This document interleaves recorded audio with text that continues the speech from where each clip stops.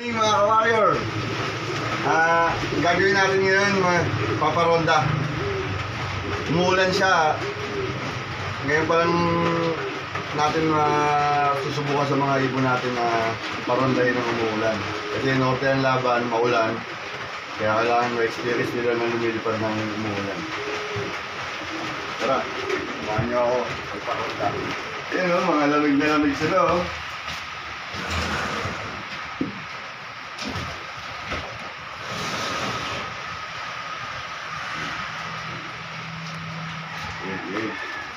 Baranda.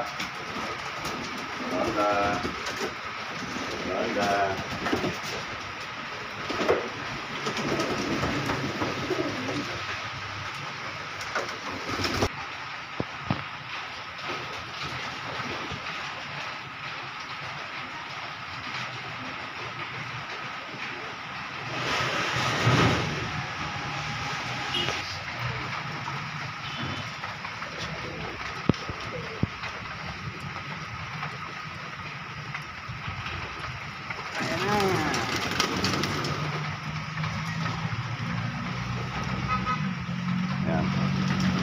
Gawin natin.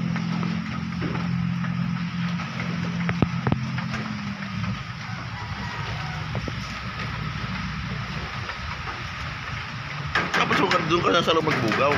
Hindi, ginaganyan ko lang yan.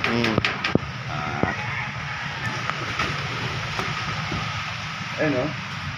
Ayan o. Ayan na mga ka-warrior, tingnan natin sila, ang umulan. Ang mula mahina lang naman pero ano siya, madami yung ulan. Madami talaga yan. Ang taas nila oh. Tingnan mo, ayun mga ka-warrior. Oh, hindi nakaranas na sila ng umulan. Pero hindi na natin sila ipo-force fly. Hindi na natin sila ipo-force fly para anytime pwede silang bumaba. Kasi baka pag nasobrahan sila ng basa sa ulan, magbabaksak ng mga yan pag basang-basaan. Pero pulbos naman yung mga yan, kaya ako medyo tiwala ako sa kanila ngayon. Ayun, check mo pre, tingnan mo. Ito, narabol ako sa mata ko. Ayun. Ayun o. Tingnan natin. Ayun, susung mo kasi.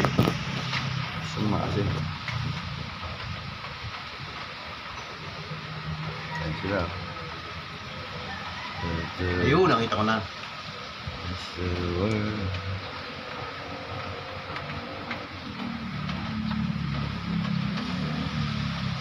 sila. Mga warrior, umuulan yan ha. Double purpose para maligo na. Ambon lang naman yan, ambon. Hindi pa siya yung todo-todong malakas. Nasa na? Wala na.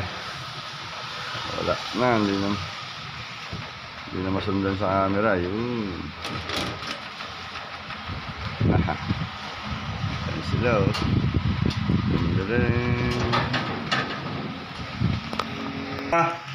Tapos na sila lumipad.